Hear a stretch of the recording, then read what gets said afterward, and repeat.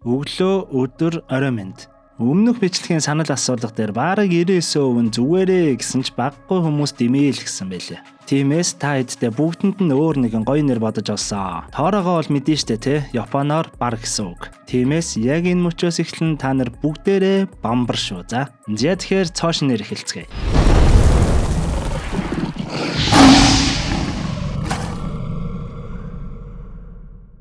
Зяки байцхан бамбарнууд минь.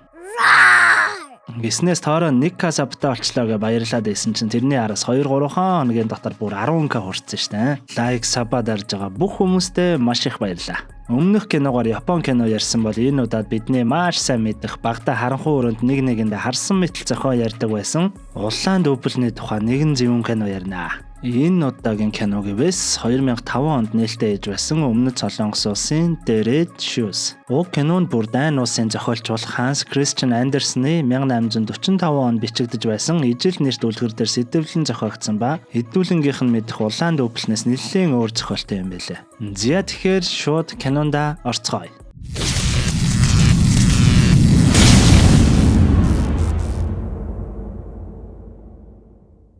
Найзыгаа метроны буудлын дээр хүлээн суух сурагч охин нэгэн ягаан гутал олсноор кино маань эхэлнэ. Гиснээс нэрээ нь улаан биш ягаан гутал байгааз киноны нэр нь улаан гутал мөртлөө яагаад ягаан гутал сонгосон тухай ChatGPT-гээс асуутал яг ийм тийм гэсэн тодорхой хариулт байхгүй ч улаан өнгө нь шууд хүчирхийлэл цус үхэл гэх мэт зүйлсийг илэрхийлдэг тул арай зөөлрүүлэн ягаан өнгөийг сонгосон. Аль эсвэл уг кинон тэр чигтээ харанхуй зэвхэн өнгөтэй тул уг өнгөнд нийцүүлэн ягаан өнгөийг сонгосон. Эсвэл өнөө санаа авсан үндсэн зохиолоос нь багч гэсэн өөрчлөлт оруулах гэж ягаан өнгө болгосон. Эсвэл бүр ягаан өнгө нь эмгтээлэг байдал гэмгүй мэт харагддаг ч цаанаа л нэг аюул занал илэрхийлдэг гэгдэх тул сонгосон байх магадaltaй гэнэ. Угаасаа яг киног нь үзэнгүүт нь ягаан өнгө нь кинонд илүү тохирд юм байлээ. Тиймээс хэдүүлээ улаан биш ягаан гутал гэж яриа явцгаая.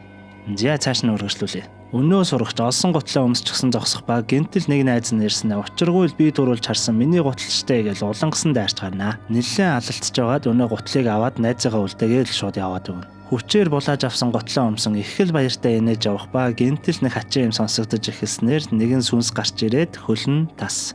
Угаасаа юм хүчирхийлэлч нэг сайн юмд хүрэхгүй л дээ тий. Кадр солигдоход манай киноны гол дүр сүнжээгч хоолойхийн харагдана. Тэсүү охин нь аавда бүжиглэж үзүүлж байх ба хооллох цаг болоход нөхөр нь махан гүйцэд болоогүй байна хэмээн уурлаад шууд л босоод явна. Ер нь л хоорондын харилцаа нь хүйтэн хөндий. Хэдүүлээ гол дүр сүнжээгээ хойштоо дуутахад амар гээд өнөө сурснараа ихч гээл дуудаа авчи. Охиноо сургуулийнх нь автобусанд суулгачаад нөхөртөөгөө явах ба нөхөр нь охиноо одооноос балетийн сургууль руу ганцаараа гин явуул сурга санаа зовоод байгаа бол өөрөө араас нь дагаад яв гэж нэлээд хүйтэн хөндий хэлхэн тэр. Нөхрийнхөө хийсний дагуу охиноо сургалт руу ганцаараа гин явуулчаад араас нь дагах ба нэг болон эргээд л охин нь байхгүй болчихсон тэр. Манай ихч мэдээд сандран энэ тэндгөө хаах ба огт олдохгүй байсан тул яаран гэртээ ирэхэд нөхөр нь өөр хүүхэнтэй байж байхан тэр. Өнөө хүүхэн манай ихчин гутлын цуглуулганаас дуртай цэнхэр дүүплийг нь өмсчихсэн байх ба нөхөр нь энэ чамд илүү сайхан харагдж байна тэргээд л байж байна. Энэ үеэр охин Тэсүн орж ирснээр манай ихч юу ч хэлэхгүй охиноо аваад шууд л гарна. Гадаа хэсэг хоёулаа юм ярилцсан суух ба нөхрөө унтсны дараа гэртээ орж ирнэ. Нөхрийнхөө нүүрлөө чийгшүүлэгч ажиллуулж үлдээчгээд өнөө нөхрийнхөө нуугаа хүүхнээ өмсөж байсан цэнхэр дүүплээ өмсөн шанал зогссноо буудан дээрээ унтах ба өнөө цэнхэр дүүплийнх нь өрөөс нь л харагдана. Манайхан энэ цэнхэр дүүплийг марталгүй тогтоогоод авчаарай за. Хойштоо нэлээд том юмны занглааг тайлах түлхүүр нь болох юм. Удалгүй манай ихч хэдийнэ нөхрөөсөө салсан байх ба охин Тэсүгээ дагуулн шин түрээслэх байраа үзэн явна. Уг байрны гэрэл нь асуудалтай байх ба түрээслэгч нь янзалж өгнөө л гэн. Өрөөнүүдийг нь шалгаж явах ба гинтэл нэг бүхтөр имээ гарч ирэх ба өнөө түрээслэгч нь нэлээд урлан өнөө имэгнийг хөөн гаргана. Энэ бүхтөр имээ нь уг байрны подвалд амьдардаг гэр оронгүй л хүн юм шиг байгаа. Манай хоёр ч аваа тогтож амжих ба өнөө гэрлийг өөртөө солих гэж оролдохдоо манай ихч санаандгүй нүдэ гэмтэн. Нүдэ өөрийн нэг бондгор найз дээр ирэн үзүүлэх ба хэсэг жаахан болттой явчихаа бусдаар бол дайжгүй л гэн. Манай ихч өөрийн хувийн нүдний эмнэлгээ нээхээр төлөвлөсөн ба эмнэлэг байгуулах газрынхаа интерьерийг гаргуулахаар нэгэн компанитай хамтарч ажиллана. Уг газар нэлээд савирсан газар байх ба өнөө компани нэгэн интерьер дизайнер залуу надад итгий асуудалгүй янзтай болно л гэн. Манай ихч өнөө дизайнер залуу жаахан яарж байгаа тул хурдан бол сайн байна шүү гэж хэлэхэд өнөө залуу нь миний онгод оруулуудахгүй онгодоо л хүлээж байна гэтэр гэл нэлээд хилэмгийн нөхөр байхан тэр.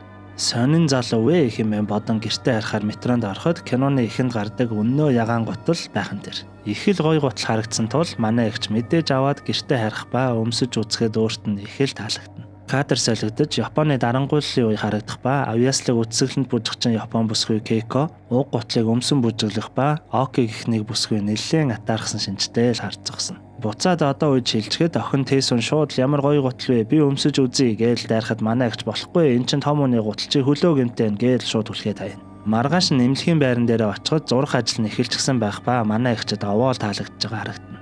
Чиний өнөө яриад байсан онгоц ч н орчгоо юу гээл өнөө дизайнер залуутай жаал юм ярьж зогсно. Цааш ярьтал өнөө залуу нь өмнө нь найз охинтой байсан ба одоогоор салаад ганцаараа байгаа тул гэртээ нээгч очих хүсэлгүй л байгаа юм гин. Манай эгч ч гэсэн би бас нөхрөөсөө салсан охинтойгоо амьдардаг гэтэл өнөөх нь та тэгвэл намайг ер нь орой хоолнд ураач гээл манай эгчийг жинхэнэ ангатлаа. Энэ хоёрыг ярилцсан сууж байхад охин Тэсүн гэртээ өнөө гутлыг нууцаар өмсөж үзэх ба толинд өнөө том гутал нь хөлд нь яг таарсан харагдах ба нүүр ам үс гээл бүр нэг яг том хүн шиг харагдаж эхэлнэ. Буцаад өмнөх үеэлөө кадр шилжихэд нэгэн эрх мэдэлтэй бэрийн залуу бууж ирэн өнөө Кейко бүсгүйн бүжиглэхийг харан суухад Кейко охин хөлөө гэмтэхэд их л халамжлан сууна. Мэдээж энийг нь өнөө Оки гэх бүсгүй атаархан харж зогсно. Уг залуу нь энэ бүжигчин Кейко охины найз залуу юм шиг байгаа. Кино буцаад одоо үедээ ирэхэд манай ихч ажлаа шалгаж явах ба өнөө дизайнер залууд жаал сетэ хайж байснаа гэртээ орой хоолнд урина. Гэрийн хоол ойртоо идээгүй өнөө дизайнер залуу нь ам хамраач ололгүй хоолоо идэж байхад гинтэл Тэсүн охин нуурлан өдөр ирээд байж агаад явсан л гин. Манай ихч уурлан ийм багасаа худлаа ярьж болохгүй шүү гээл загинтал охин нэр аав байсан би таныг энэ ахта байхыг хармааргүй байна гээл уурлаад өрөөрөгөө гүгээд орно. Манай ихч ганган чамин гутлын хоббитой ба өнөө дизайнер залуу цуглуулганаас нь үнэн алдарт хэрэгээ эзэн цэнхэр дүүплийг нь аван өрөөснийг нь алга болгоцсон юм уу гэд асуудал манай ихч юу ч хэлэхгүй л суун. Цаашлан ягаан гутлыг нь гарган гоё юм аа гэд ярин суутал гинтэл хаалганууд нэг хүүхэн орж ирснээ нөхрийнх нь нэрийг хэлэн орилж эхэлнэ. Тэр хаана байна? Тэр чамаас олж маш их ганцаарддаг байсан. Тэр одоо миний залуу чи хаашаа нуусан гээл орилох ба энэ нь нөхрийнх нь өнөө нууц амраг хүүхэн болж таарна. Дизайнер залуу ч өнөө нууц амраг хүүхнийг гаргах ба энэ үед манай ихч бүр жичирч гисэн уйлан суун. Дизайнер залууг явуулчаад манай ихч унтах гээд нүүрээ угаах үед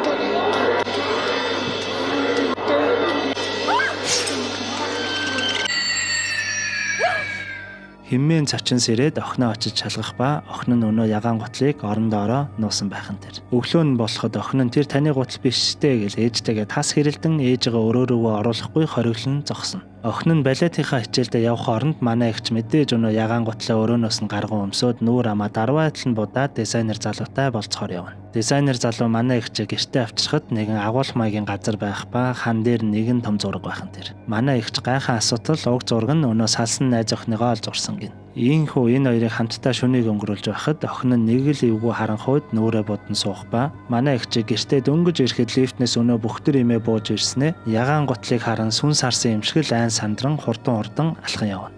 Гэртээ ороход охин нь бас л галзуурчихсан янзтай яагаад миний гутлыг өмсөж байгаа юм наадах чинь минийх штэ гэж манай хоёр бүр дээр доороо орон алцах ба охин нь өнөө гутлыг ээжээсээ булааж аваад өрөөндөө гүйн орно. Энэ үедээ зэрэгцэн өнөө нүдний эмч бондуур найз нь орж ирэх ба жаал юм ярин сууж байснаа манай ихчийг 0 орох хооронд охин дээр нь очин ихчтэй ганц л өмсүүлчих ганцхан удаа гисээр байгаад бүр охиноос нь булааж аваад гэрээс нь гүүгээд гарах тэр. Манай ихч ч мэдээж араас нь залхтал бондгор найз нь би юу гэж булаад юм бэ ганц л өмсөд өгье гэсэн штэ тэгээ дүр зээлсэн юм аа маргааш буцаагаад өгнөө л гэн.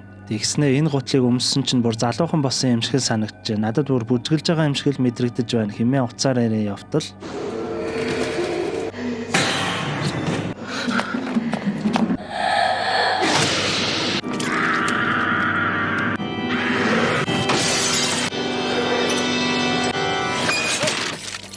маргааш нь ч болж засар хийж буй эмнэлэг дээрээ байж байтал өнөө дизайнер залуу гутал чинь энэ биш үү хэмээн нэгэн зураг үзүүлтэл гутлаа нандинг нь тэрчгсэн нэгэн хүүхний нэлээд эртний гэмээр зураг байхан тэр. Манай эгч ч миний гутал өөр юм байна уу гэж ярьж байтал гинтэл дуудлага ирснээр манай хоёр шууд эмнэлэг рүү явна. Эмнэлэг дээр яран очиход мэдээж өнөө бондор найз нь нүдэн бүлтрэн хөлн тасран өгсөн байх ба хэргийн газарт огт гутал байгаагүй найз нь хөл нүцгэн байсан л гин. Цагдаа нэлдүү балай зүйл асуугаад байсан тул манай ихч уурлан төрүүлээд явах ба дизайнер залуу гарахт нь өнөө цагдаа нь Нөхөр нь энэ гарын үсэг зураарай гэж цаас үзүүлтэл уг цаасан дээр манай эх чинь нөхрөөсөө салаагүй гэрлэлт нь хിവэрэ гэдгийг илтгэх иргэний бүртгэлийн мэдээлэл байх нь тэр. Дизайнер залууч маш их гайхсан шинжтэй л харагдана.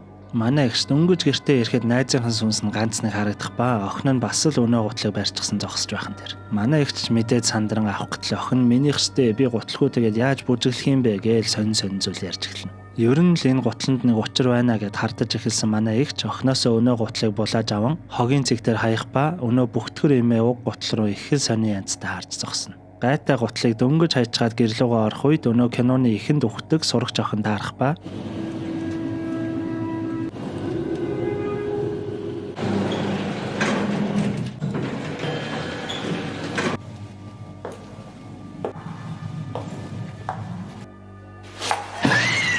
маш их сандран гэртээ орон охиныхоо өрөөнд ортол нөхөр нь ирчихсэн байх ба бас л нөгөө ягаан гутал.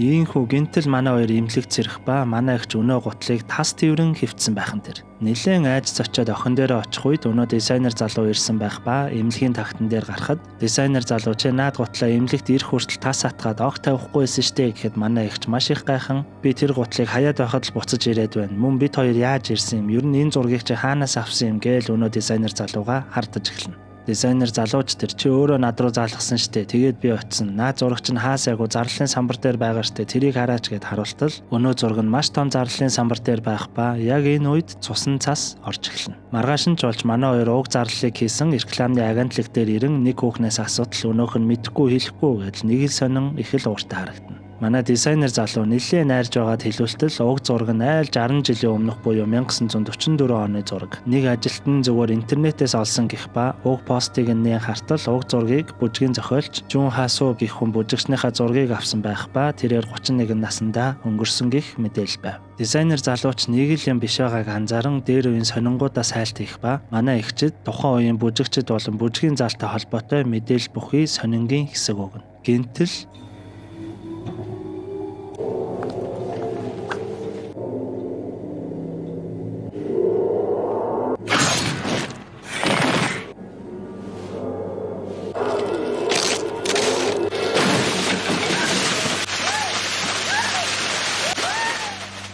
химээ манай эгч дахин зүүдлэн сэрэн охиныхоо хүнжлийг сөхтөл бас л нөгөө ягаан гутал.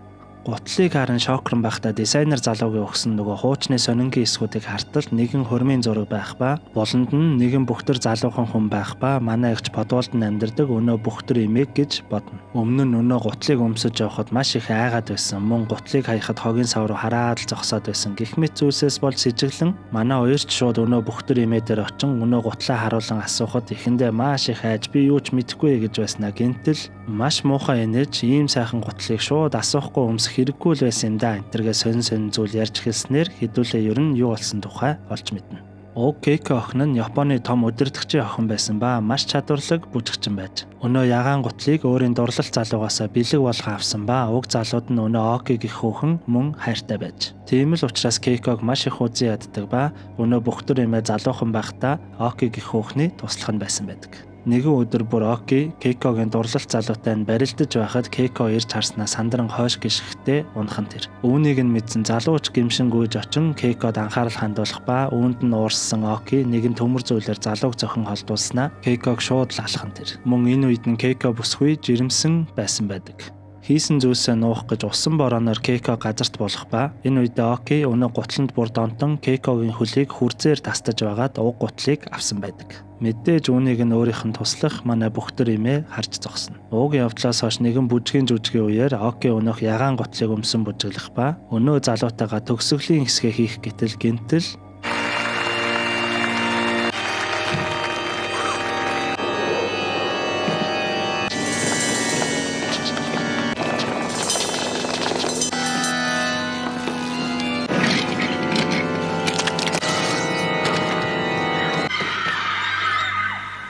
энэ бүхнийг мэдээж Кейкогийн сүнс хийсэн нь ойлгомжтой. Ийм л зүйл болсон учраас гутлыг нь Кейкод буцааж өгөх ёстой хэмээн бүхтэр эмээгийн хэлснээр эмээгээр өөрөөр нь заалган Кейкогийн булшийг ухаж өнөө гутлыг хийнэ. Ашгүй бүх зүйл ингээд дуслаа хэмээн манай эгч дизайнер залуугийн гэрлөө явж байтал дизайнер залуугийн яриад байсан өмнөх найз охин нь зүрхэн дээр.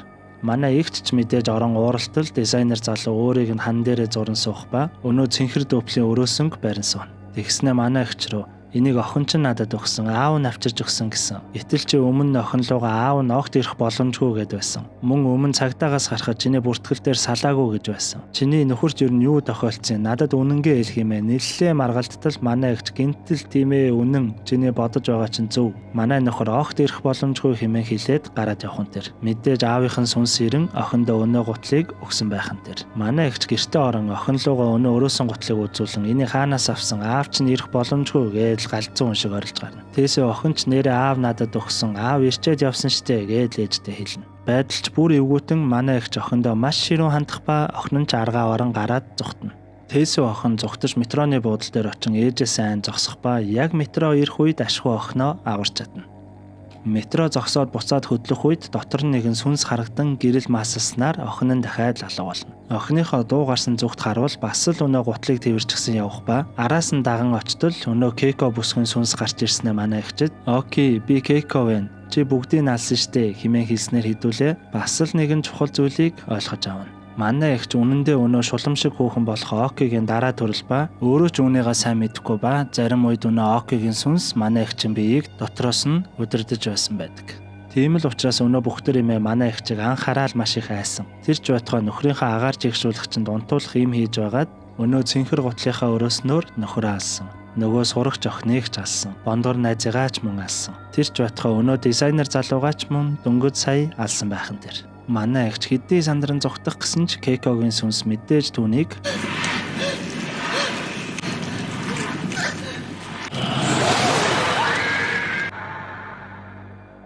бүх зүйлс хэдийнэ дуусахад манай хөөрхөн Тэсэ охин гэртээ яг л өнөө насан турсан том хүн шиг нүрээ бодон бүжгийн бэлтгэлээ хийж байгааг харвал энэ бүх зүйлс бас дуусаагүй л гэмээр. Дулаахан шаргал өнгийн гэрэлд ягаан готлоо өмсөн авьяаслаг гихчин бүжиглэж буй Кейко охины дүрсээр манай кино төгснө. Ямар ч гэмгүй цагаахан хөөрхөн мөн авьяаслаг бүсгүй атаж өтөөш нэгнээс үүдэн амиа алдаж бүр тэр нь хойштоо хүмүүст яаж нөлөөлсөн тухай бас л эвгүй нууцлаг гүйц тайлж ойлгоход амаргүй л кино байлаа да. Зэг тэгээд энэ үртэл дуустал нь үтсэн бүгдэнд нь маш их баярлаа. Нааша цаашаа цаг хугацаа шилжээд гүйцэд ойлгоход нэлээд хэцүү кино байлаа шүү бас. Мэдээж дараагийн аимшигын кино нэх удахгүй энэ 7 хоногт орох тул лайк сабаа дараад сүсэглээд л сууж байгаарай.